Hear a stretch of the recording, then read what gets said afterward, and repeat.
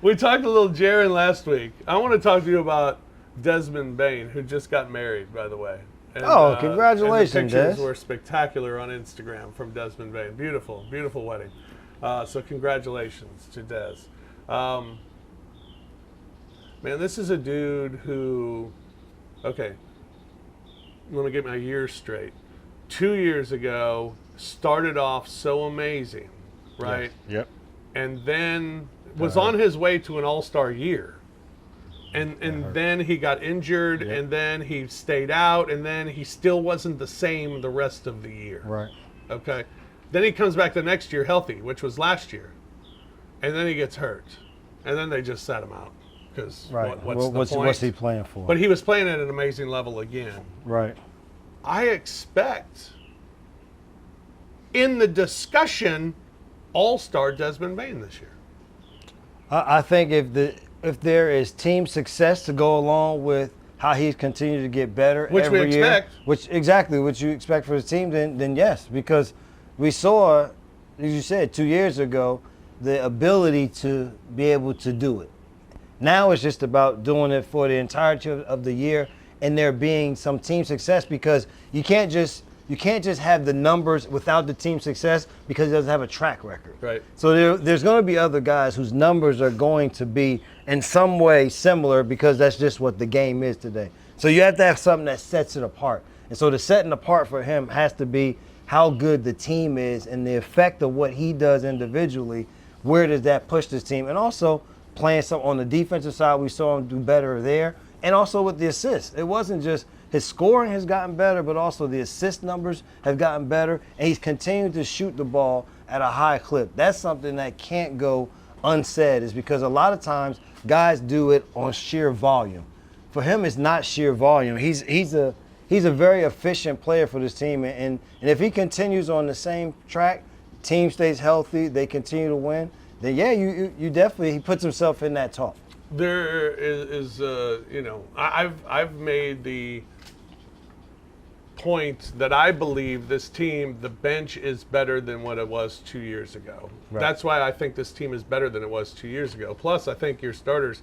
Now, granted, we kind of just expect Zach Edey to walk in and be, right on board and everything's going to be fine, which probably is unfair to Zach Edey, but I think we all kind of expect it to just work right out of the bat. But I think the biggest question about that team 2 years ago was how good you were from 6 to 13. Yes. And I think from 6 to 13 right now, this team is better than what they were 2 years ago. Unfortunately, Gigi's not going to be a part of that, because Right. he should be a big part of that. He's not going to be, at least for the foreseeable future, for 3 months at least. But I still think the bench is better. And that's important for a team that wants to go far in the playoffs. Yeah, I think they're better because there's a little bit better talent, there's depth, but there's also now years that have gone by since 2 years ago. Right. And with that, what we saw last season, what guys got a chance to even have more experience playing because of the situation with the injury. So you start to look at the bench and you say Santi Aldama, who has played extremely well starting or coming off the bench in the last couple of seasons and did play good in the Olympics for Spain this year. So you expect for him to be able to float between those front court, if they play big, played the three at some point, with being there. You keep going. Now you just don't know between Marcus, what happens in the starting position, whether it's Marcus, whether it's Vince, that start at that three position. One of them will be coming off the bench also, and that just means it's somebody else that gives you defense, but also something on the offensive end and can fit in with the other starters. Right. Luke Kennard shooting the basketball, but also did a little bit of playmaking last season. Who else am I forgetting? Santi. Well, I said Santi, but there's Brandon Clark. Brandon Clark. We saw Brandon look like Brandon Clark at the end of last season. So now you give him an entire summer to not just get physically stronger, but also mentally stronger, that everything is okay with his lower body. Does it mean anything that, or is it a silly media sort of comment to say this team, their legs are rested. I mean, the miles on these legs, they've taken a break on how many miles they've put on them here in the last 8 months.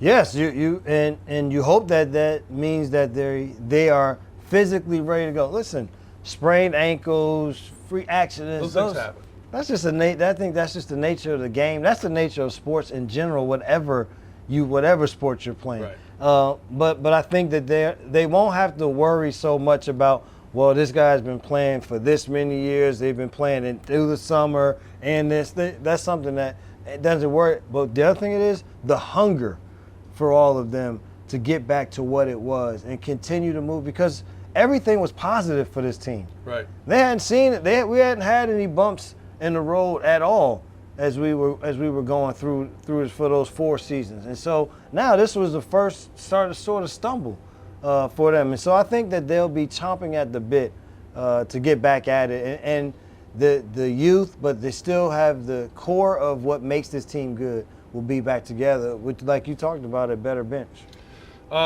Each year, the last couple of years, we've had the question of who's going to take the biggest leap.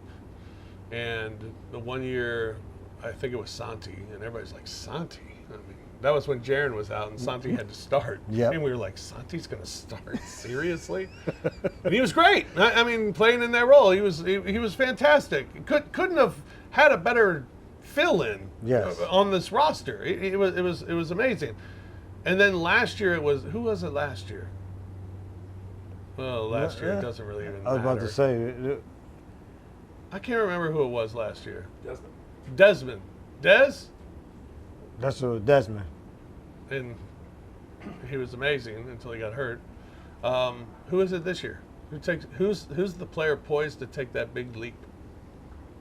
See, I think if you would have asked before the injury, I thought Gigi would have been that guy, because he would have been able to be him and do what he did with other really good players next to him. Right. So he wouldn't have had to be the focus, but he had the mentality and he has the skills that this team really needs in order to move forward. And so with the amount of time that he'll be out, I say this is a guy we didn't talk about on the bench side. I think the guy that is poised to take that step and needs to will be Jake LaRavia. We saw Jake take some steps from last year. It's easy to go with the other guys, but I'm talking a guy who will be important for this team to win because of his size, versatility, and needing to make shots. And he was on the floor enough to get a little bit of a feel for the game. I think he got a taste of what being more than just a shooter can be successful for him. And he hustles a bit on defense. Yes, and so I think he's ready to take another step, and he'll have the opportunity with Gigi's injury. I got so angry at Jake during Summer League when he pulled up lame and he started grabbing at his knee and he's limping all the way down the floor and he intentionally fouled to come out of the game, and I'm like, are you serious, dude? And I was so angry. I was ready to text our group and say, I can't believe Jake. He's hurt again. And then 2 minutes later, Jake checks in and knocks down a shot. I was like, yeah, Jake. Well, I was happy for him because he just kind of stayed with it. Things weren't going his way. People weren't going his way. But he just stayed the course, and he got a chance and performed well, and he'll get another chance.